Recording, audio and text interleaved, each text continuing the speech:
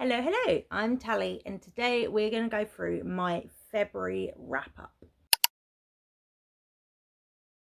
In February, I read 15 books. It was another great reading month. This year is just, it's fueling me, it's doing it for me. So let's discuss them. In January's wrap up, I went from like my lowest rated to my highest rated, and I think I'm going to do that again. So we're going to start with a 3-star book, and that is The Tenacious Tale of Tana the Tender Sword, and this is the first in the Chronicles of Tana the Champion by Gal Defort Quill Pen series, and this is by Bill Adams and Dewey Conway. So this is a middle grade fantasy. It was one of the finalists, or it is one of the finalists for Spiffbay this year, which is the self-published sci-fi fantasy blog off. Yep. Okay, this one was quite fun. It's middle grade. It has like some line illustrations for it, which is great, and it follows Gaudi Fort Quillpen, who is assigned as the chronicler of a tender sword, Tana. So tender swords are people who want to become champions, and they go out after they've had their training. They'll go out to find their first quest, and when they pass their first quest, they move up from a tender sword to whatever the next level is. And each of them gets assigned a chronicler who goes along and writes down their adventure as they go along, so that if they become champions, it can be shared amongst the people, like the story of them as a champion. Tana is a bit unconventional. Tana doesn't do things by the book. She does things a little bit airy fairy and kind of just goes along to the beat of her own drum kind of thing.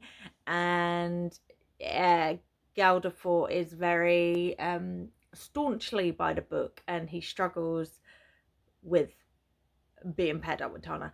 And this follows the story of Tana trying to find her first quest, and she ends up kind of falling into a bigger quest than either of them could have anticipated. And it was really fun. It really was. I think this would be great for I know, like an 8 to 9-year-old. My son is 7, and I think I would possibly read this to him quite soon. He reads at like a bit of a higher level, so I think he would enjoy this. He's really into chapter fantasy books at the moment, so I think that this is something he would enjoy. The illustrations are quite good. I think possibly if we were to have a physical copy, I would like them to be colourful, or like coloured illustrations. Just I like them that way, but he's not bothered at all. That's purely for my aesthetic. And I think it was quite fun. The story, the characters were quite fun. The storyline, fast-paced and entertaining. I think it would keep a child interested as well as an adult. I enjoyed this. It was, 3 stars, yeah. Next on my list is Just Like Home by Sarah Gailey. This is a book I started in December, I think, and I finally finished it in February. And this follows, what is her name? Vera. So Vera has a surname that she tries to hide. Often when people find out about her family past, she loses her friends, loses her job, she has to move, and we don't quite know right at the beginning what that issue is. She gets a phone call from her mum. Her mum is dying and requests that Vera returns home. Vera has not been home since she left for college. She has a very strained relationship with her mother, and we quickly find out why. Her dad was a serial killer. He has died in prison at the start of this book. He's been gone for quite a while. Vera has a lot of trauma with that, and her mother has always hated Vera and like almost blamed Vera for her dad being a serial killer. And so she's never had a good relationship with her mum. It's always been quite strained, which is why when she was able to get away from their family home, she did, and she never turned back. and her mother has spent her life financially gaining from having been married to a serial killer. So she does like tours in her house, she lets people stay to sleep in her husband's bed, she has sold stories about the situation, and the whole town basically hates their family. So Vera returns home. She finds that her mum is in a lot worse state than she thought or that she was aware of, and she has the task of like cleaning out the house, ready to sell it on when her mother passes. And her mother has not cleared anything out since Vera was a child. She's literally kept it as like a museum of the serial killer that was her husband. And this story is told with some flashbacks of when Vera was a child at various ages and realizing there was something going on in the house. And then you kind of learn how much Vera was aware of as a child, and you learn about her relationship with her dad. They were very close. She loved her dad very much. Her dad loved her. And so it crushed her when he was taken away to prison, and he never wrote to her when he was away, and she just felt very abandoned and left with her mum, who hated her and blamed her. And it's very much a story about like unpacking the trauma of family resentment and like this baggage that comes with these crazy things that can happen in families. And we also, the house is very kind of sentient. It's almost absorbed the evil that happens there, and Vera starts experiencing awful things when she's sleeping there during the night. She starts having nightmares that were like nightmares of the creatures almost that she had nightmares of when she was a child, and she starts to wonder if she's going crazy, if the house is haunted, or if the house guest is to blame. So at some point, Vera's mum worked alongside this true crime writer who wrote he's a reporter, I think, who wrote a story about are they called Crowder? Yeah, about the Crowder family and her dad as a serial killer. And he also got some quotes from Vera, and Vera felt like he misrepresented it and kind of tricked her. So she hates that man with a passion, and his son is actually renting a like little apartment shed on the land of the Crowder house, and he is like taking bits of the house to use in his artwork, and he's making artwork about the Crowder serial killer. He says that he can convene with the dead, so he's like making the artwork with the spirit of her dad. And he is quite he's quite untrustworthy. She does not trust him because his father tricked her and he was not trustworthy. So she's not sure where this kind of, like her bed moves when she's asleep and things like that. She's not sure what's happening. And the longer she lives there, the more she's kind of being pulled into the, like, spiraling into what happened at the house, and her memories are coming to the forefront of things. I found this to be quite slow paced. I enjoyed it. It was a 3.75 for me. However, it did take me a long time to read because there was a big chunk.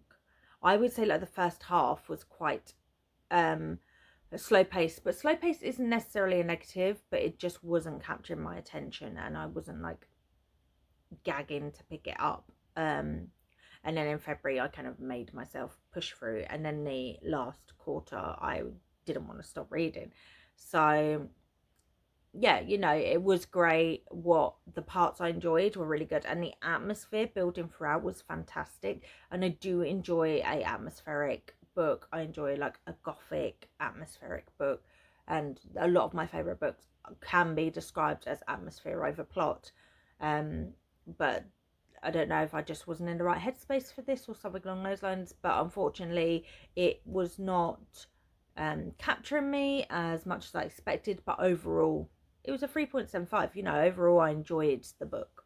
My next 3.75 is The Stars Are Dying by Chloe C. Penaranda. This is the first in the Nightfall series, and this is a romantasy series, and this was it wears its influences on its sleeve, and it very much pays tribute to all of the kind of larger, well-known romantic books that came before this, and that's not a negative at all. So we follow Estrella, who is a prisoner to a gentleman who saved her life. She doesn't have any memories before then, and all she knows is he saved her life. And she has a blood disease, and he gives her this medicine every day to keep it in check. If you are a veteran romantasy reader, you know exactly where I'm going with this. And then one day she meets this like shadow man called Night, and they kind of hit it off, but she has to keep it a secret because what is his name, the guy that lives with her?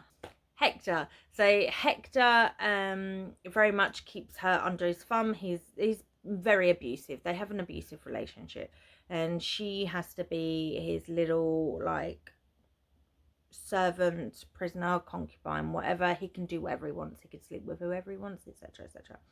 And she starts to hear Night in her head, and they start to be able to communicate. He's very mysterious and brooding, and he doesn't tell her anything about himself, and she wants to escape, and a whole kind of situation happens in which she ends up running from Hector to escape and kind of try and have her own life. And then she ends up being pulled into this these like death games that are run by the king, and she wants to win. She takes the place of someone else, and she wants to win because if she wins, she can help the Fae in her realm. So the Fae are treated as second-class citizens, and they are very much controlled by the humans, and they have no rights, and they live in like secret, and she wants to give them their rights back. And at the same time, she is trying to hunt down the villain of the story, who is to blame for all of this, and he is called Nightfall. I'll just leave that there.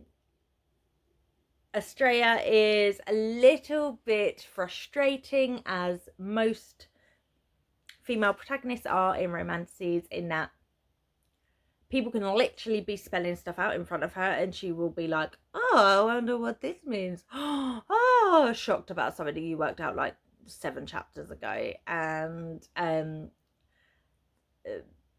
but my enjoyment of this book was fine. It was fun. It was a 3.75. I went straight into the second book. I don't often read series. I'm quite bad at that. So I think that tells you everything you need to know. Basically, if you like When the Moon Hatched, if you like ACOTAR, if you liked Serpent and the Wings of Night, read it, and you will see all of those influences in this.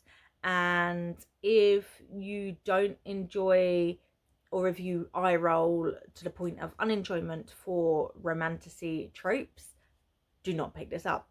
And then I went on to the second book.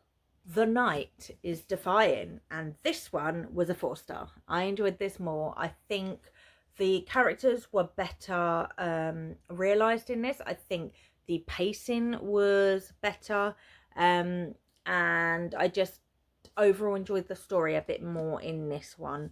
But obviously without the first book, we wouldn't have got to a point that the story could be where it is. So I think together, you know, they work brilliantly. In this book, Estrella has found out more about herself. She is now tasked with defeating a different big bad. Obviously, I don't want to spoil anything.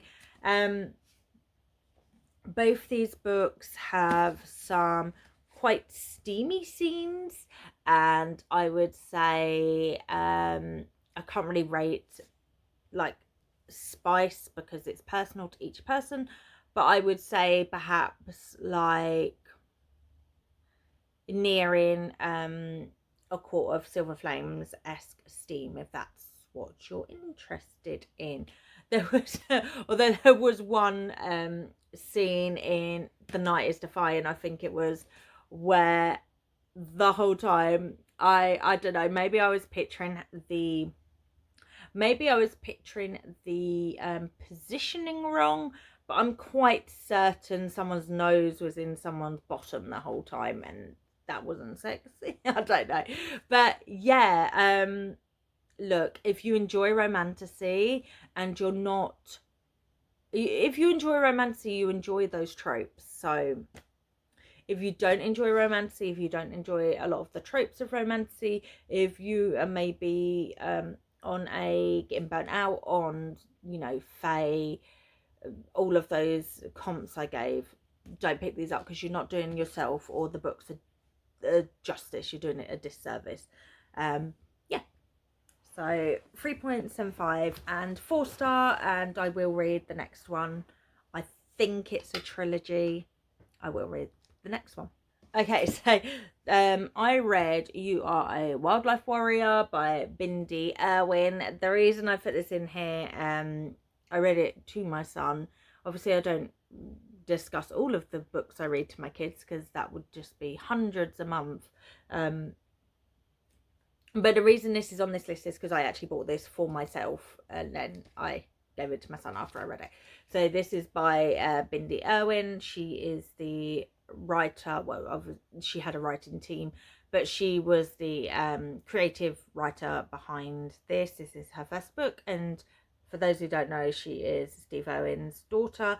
Me and my son love watching videos from the zoo that Steve Irwin built. I loved him when I was younger, and I love what their family continued to do for conservation and for the environment, and for raising awareness on animals and our impact on the environment.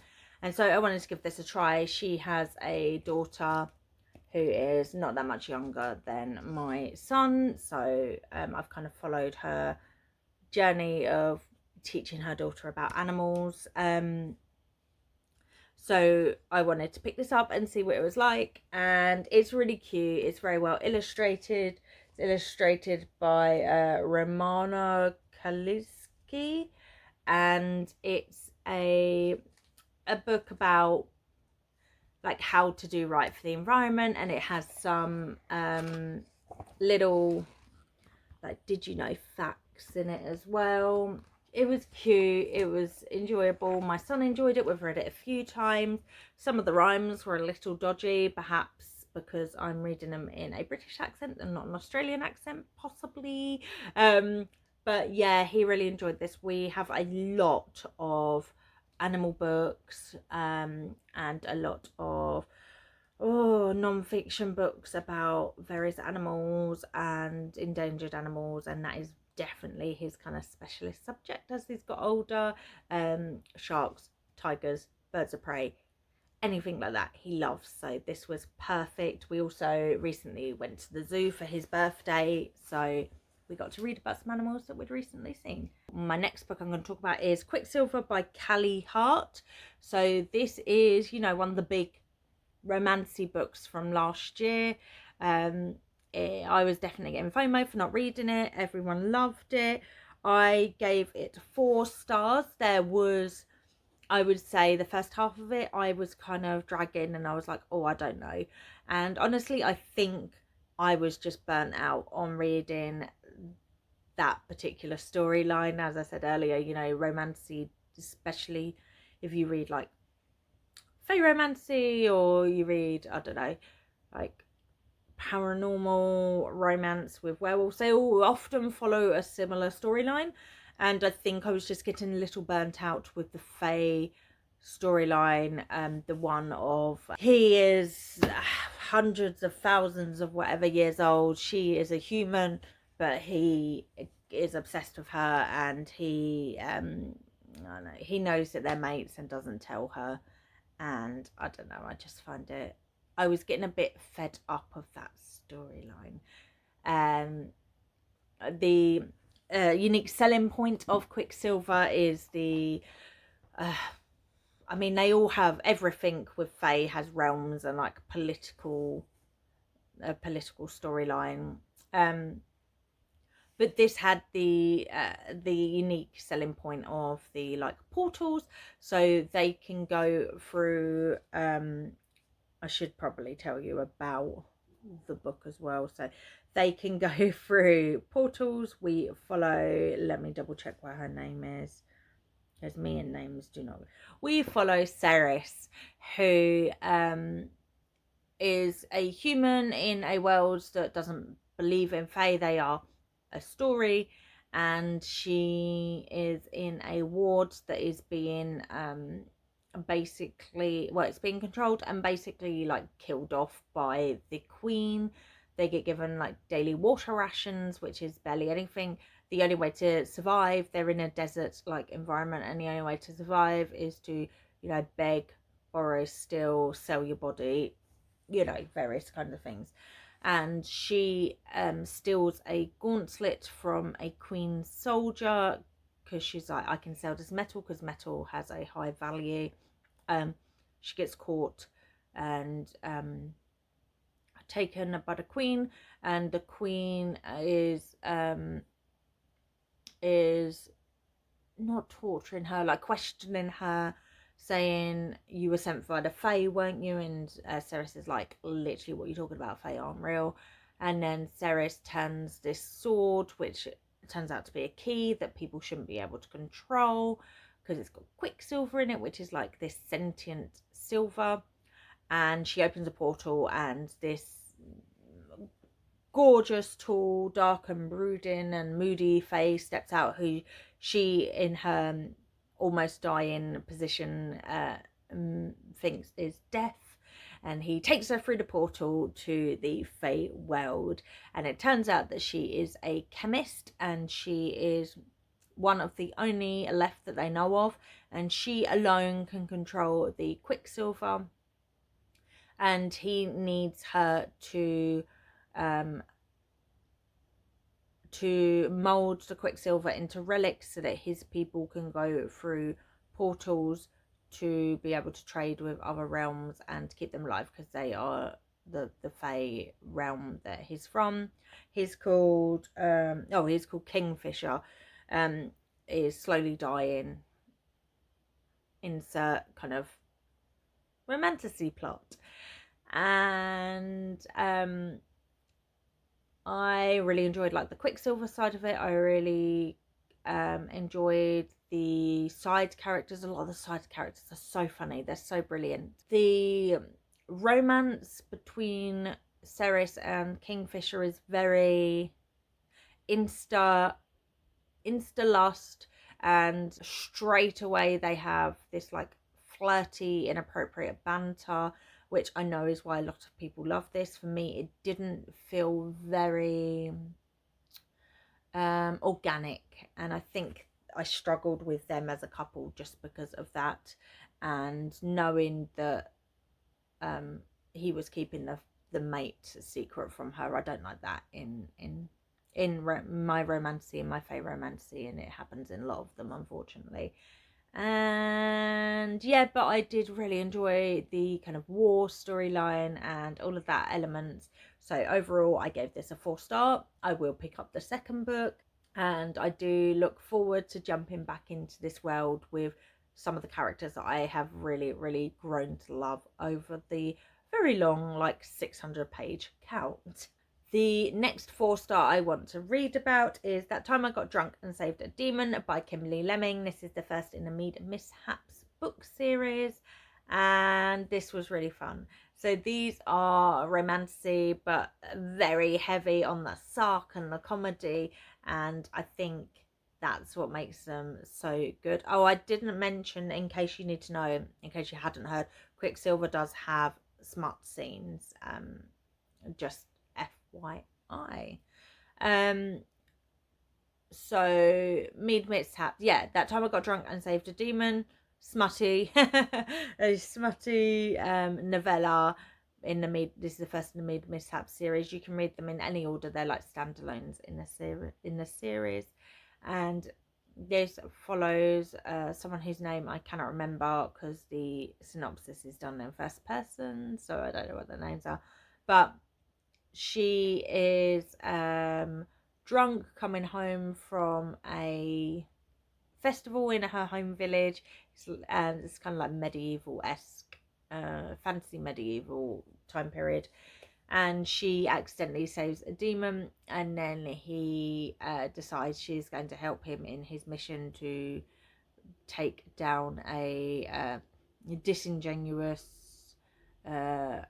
god ruler kind of vibe, and she agrees to go with him to help him out.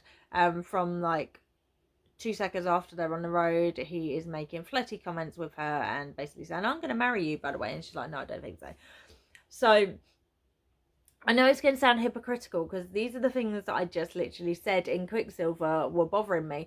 But the difference is Quicksilver is meant to be taken seriously, whereas this is very tongue-in-cheek and it's aware that it's building on these tropes. It's also like 4 years old, so it was kind of like before these tropes were burnt out for me. And I don't know, the characters were just fun. They were fun. The whole thing was fun.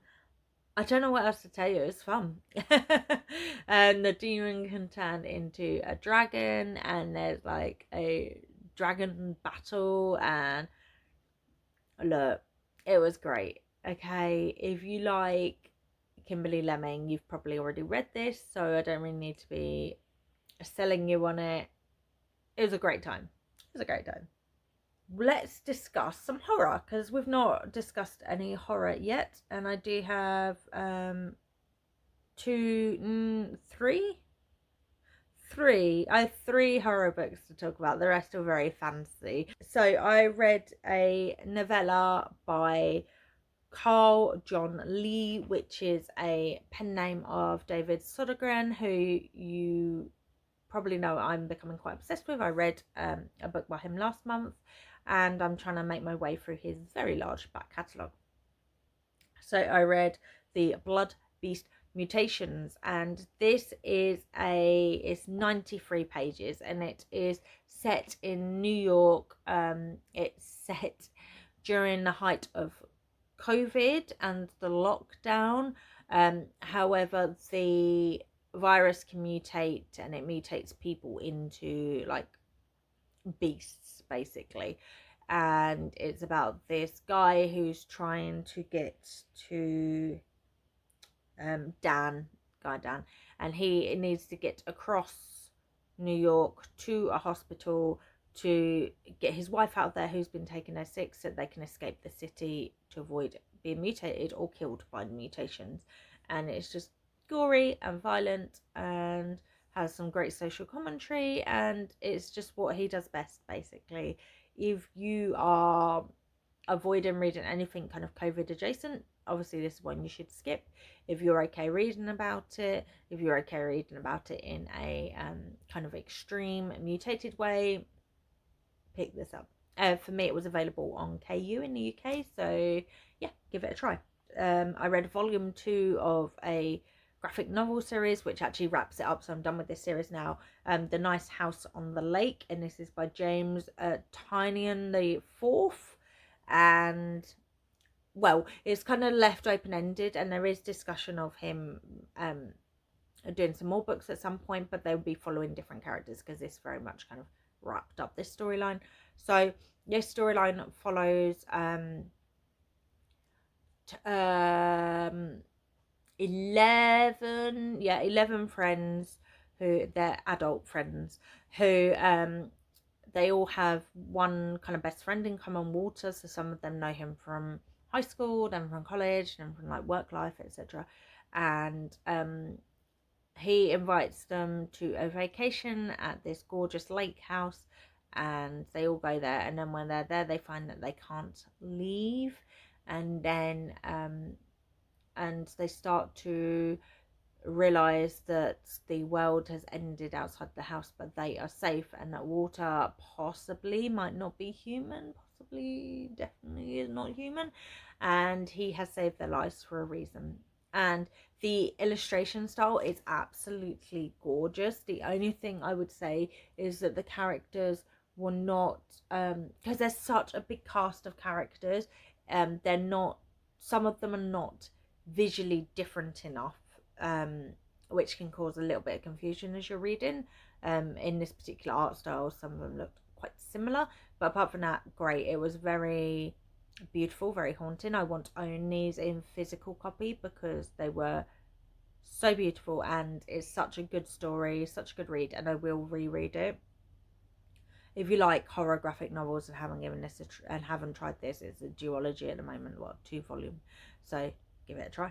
Oh, and I read both of them on UKKU. And now if we go on to a 4.25 star, and I read Such Sharp Teeth by Rachel Harrison. It was my first Rachel Harrison. I have a few on my shelves that I need to get through, and this is the first I read, and I enjoyed it. Luckily, it makes me want to pick up the rest soon. So we follow Aurora, who goes by Rory, as she is called back to her hometown where her twin sister still lives. Her twin sister, Scarlett, is pregnant, and her partner has left her, and she is needing help in the final stages of her pregnancy and when the baby comes. So Rory takes a unpaid time off work and goes to stay with Scarlett for like 6 months. Rory lives in a city. She loves her life. She doesn't do relationships. She has a high-paced job, and she loves just going out, partying with her friends, getting drunk, and sleeping with random guys. And that is all she wants from life. She does not miss small town life, and she has never wanted to go back to her small town. And when she's there, she goes on a night out, meets up with some of her old like high school friends, and then she bumps into her childhood, I was going to say childhood sweetheart, but no, her best friend from when she was a teenager, and he's always obviously carried a huge soft spot for her, and nothing ever happened between them because she's always been anti-relationships. And they bump into each other at this bar and kind of rekindle, and then on her way home she gets in a car crash and then gets bitten by a werewolf, and that's where we start. So that all happens in like the first 2 chapters, and then the rest of the book is her learning to understand her new body, trying to find a way to stop the werewolf curse, and also trying to still maintain relationships with those around her whilst her whole body is changing, and she is like stressed about how she can have what her future will look like if she turns into a werewolf. And about maybe about a quarter of the way through the book, we have the first full moon, so it is confirmed very early on that she is definitely a werewolf, and then the rest of it is her kind of preparing for the next full moon. And so there's a lot of pages about I would say some body horror warnings. We have a lot of pages about, you know, her body's changing and she's going through all this. She has no control over her body, it's changing, and she can't stop it, and it's juxtaposed with her sister Scarlett going through her body changing from her pregnancy and feeling like she has a parasite living in her basically. And I really loved that conversation. Like looking at the horrors of pregnancy and childbirth through the lens of becoming a werewolf, I thought was spectacular. I really, really enjoyed that, and I want more books around that. I've become really interested in like postpartum horror and like grief horror surrounding that, and this was perfect for me. I have Night Bitch on my shelves, and I think that's a similar kind of scenario, so I need to pick that up ASAP. But yeah, no, I really enjoyed this. The main character is really dislikable and really snarky, and you either enjoy her or you don't. And everyone talks very much like they're in a millennial teen drama, and I think it works or it doesn't for you. For me, it worked. Now, if we get into my 5 stars of the month, I have five stars. As I said, I had another very good reading month. So the first one I'm going to talk about is The Unfinished by Cheryl Isaacs. So this was February's read for the Indigenous Reading Circle Book Club, and I literally read this in a day. I did it via audio and I loved it so much I did not stop, and I read it in a day. So this is a YA horror, and we follow Avery. She's of mixed heritage. Her father was white and her mother is of the Mohawk clan and Mohawk peoples, and her mother refuses to pass on her people's teachings and like lessons and stuff to Avery. So Avery kind of feels a little bit, trapped, not quite here, not quite there. And she is a athlete, and she works really hard at it because she needs to get a athletic scholarship for college because she knows her mum won't be able to afford it. She also works part-time in the local bookstore, and the guy that runs that is very much like a grandfather for her. And the only family really that she has is her mum and her aunt. Her aunt was the one that used to pass on the stories of her people, but her aunt has got dementia, so she's not quite able to do that anymore. Now, in this small town, people always say you can't leave the path in the forest because monsters live there.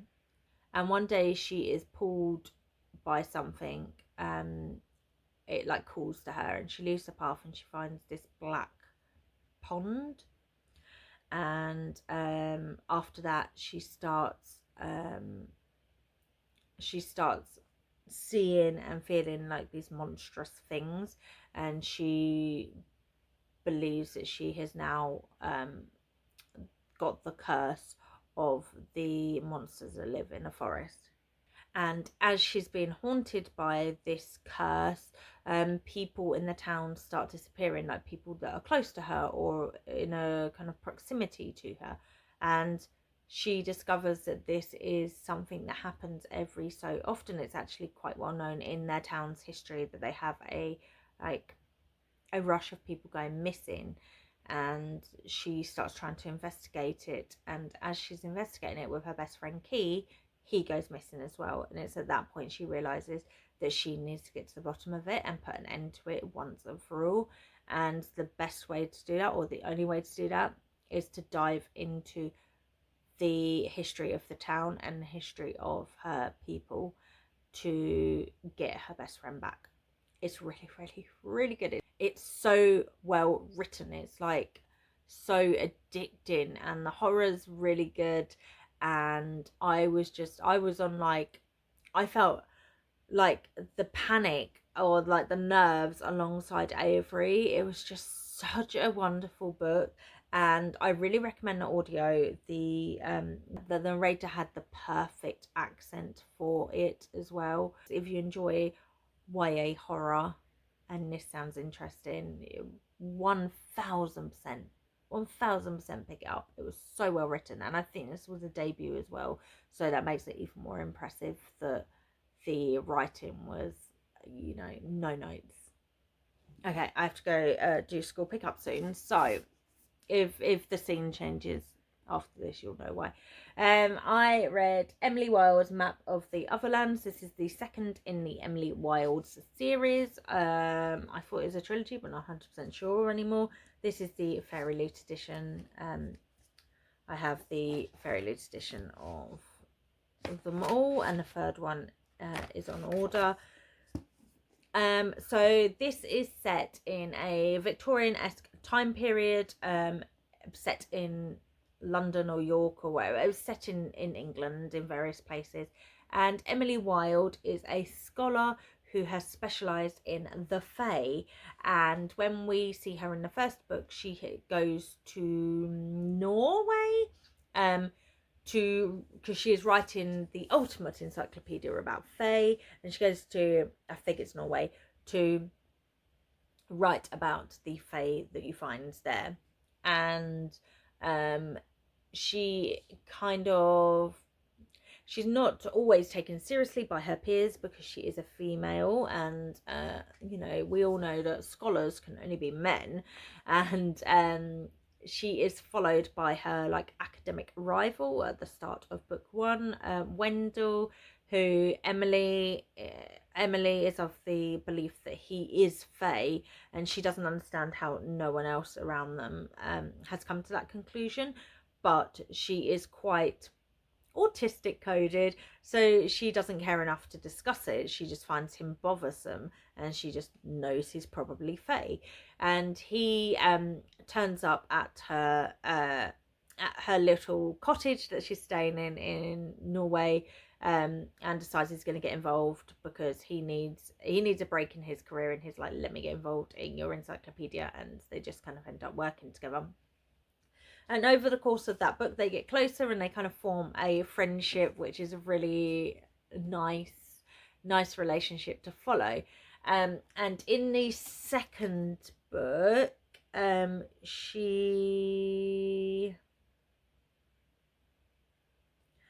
don't know. It's written in the synopsis, but obviously I don't want to spoil things from the first book.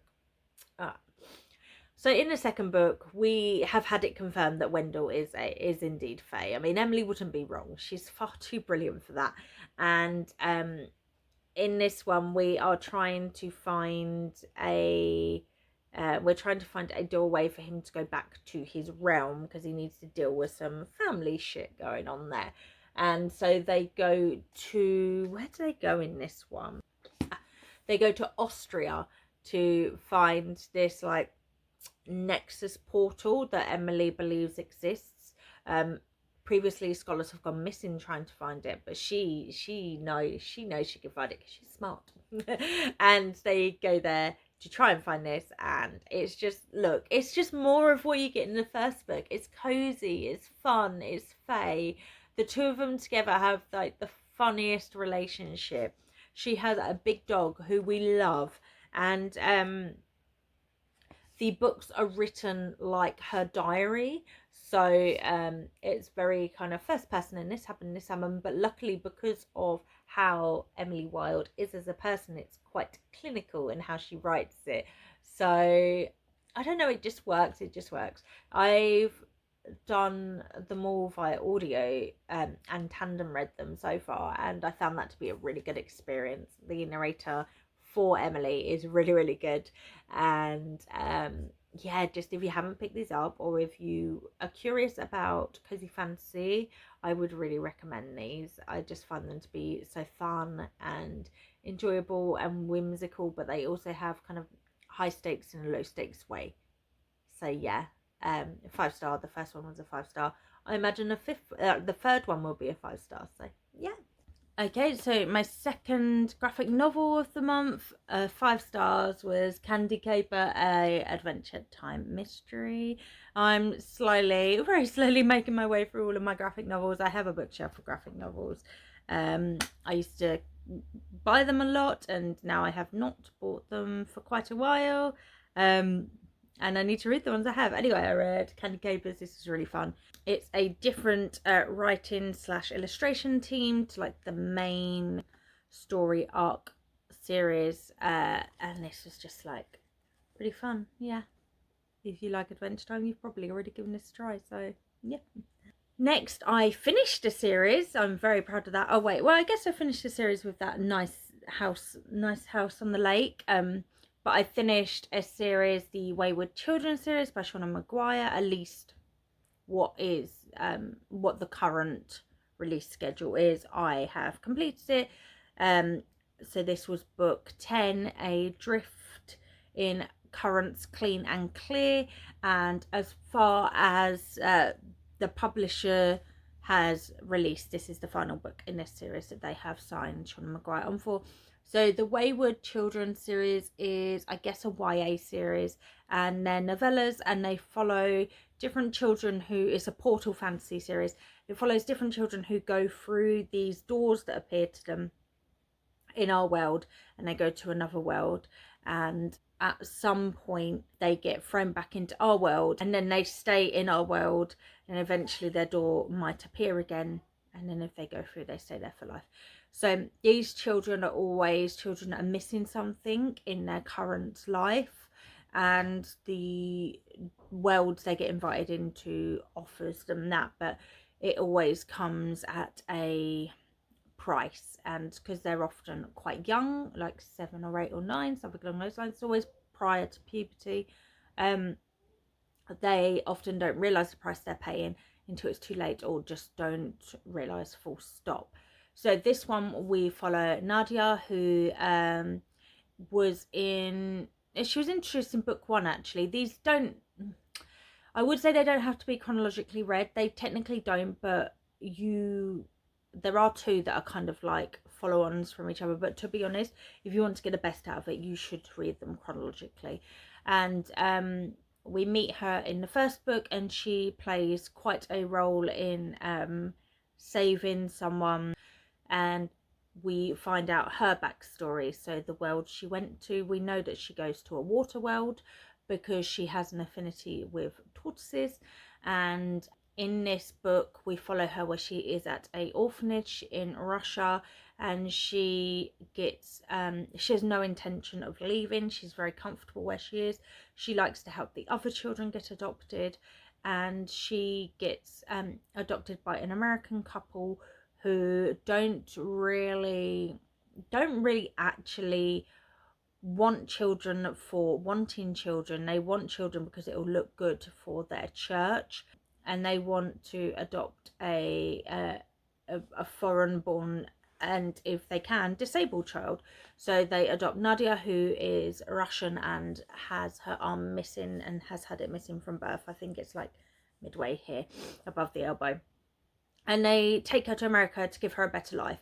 Their version of a better life does not tally with Nadia's, and they also never at any point ask her what she wants for a better life.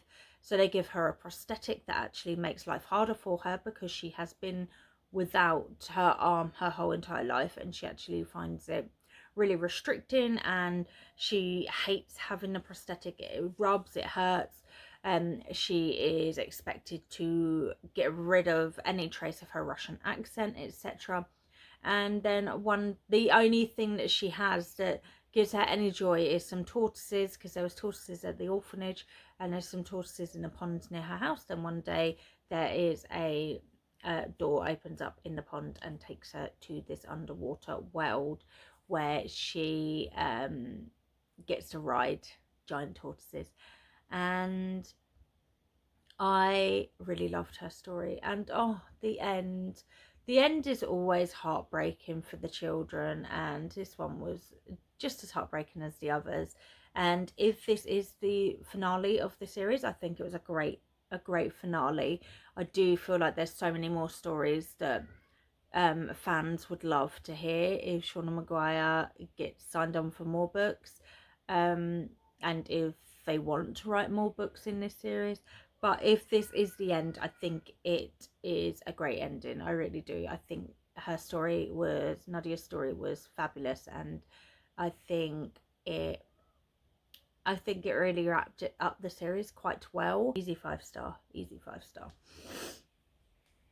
And then the final book I'm going to talk about, which was actually my favourite book of the month, and I read it on the last day of the month, and that is House of Bane and Blood by Alexis L. Menard. And this is a steampunk world, and it's a romantasy duology, and it's absolutely amazing. It's so good.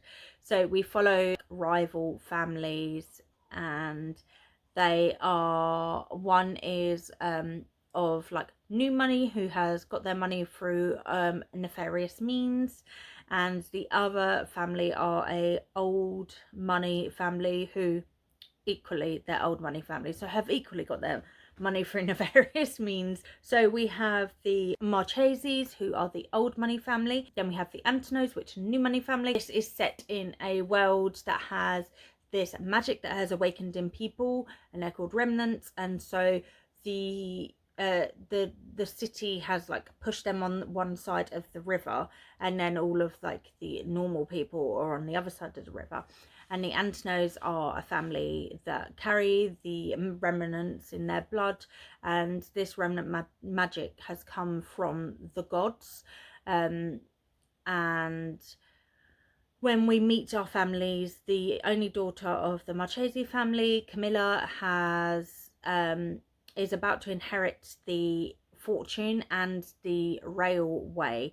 So their family is known for owning the main railway throughout the city, and if you own that, you basically own all of the trade in the city. Her brother has arranged for her to have an arranged marriage with another family to try and build their family up a bit more, because they're actually quite poor. They're like assets rich but money poor. However, on the day she is due to sign the contract to marry this gentleman, Nikolai and Antono turns up, and he and his family have an opposing offer, and she decides to take that offer. So they are technically kind of married, but not really, because they're not going to file the paperwork for 6 weeks. And at the same time, there are remnants going missing across the city.